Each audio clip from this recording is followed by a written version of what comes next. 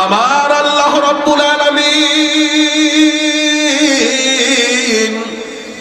এমন একজন পয়গম্বরের উম্মত করে আমাকে আপনাকে জমিনের মধ্যে পাঠাইছেন, যেই পয়গম্বরের মতো পয়গম্বর জমিনের মধ্যে কোনো উম্মতেরা পায় নাই। কথা বলেন ঠিক না ব্যাঠিক? যেই পয়গম্বর রাস্তা দিয়ে যখন হাঁটতেন পুরো রাস্তার মধ্যে মিশক আম্বরের ঘ্রাণ ছড়িয়ে পড়ত। পয়গম্বর যখন বনের মধ্যে হাঁটতেন বনের পশুরা নবীকে এক নজর দেখার জন্য সবাই পাগল পারা হয়ে যাইত। উহুদ পাহাড় আল্লাহর পয়গম্বরকে দেখার জন্য যেমন পাগল ছিল, মক্কার শিশু বাচ্চারাও নবীকে এক নজর দেখার জন্য বড় পাগল ছিল।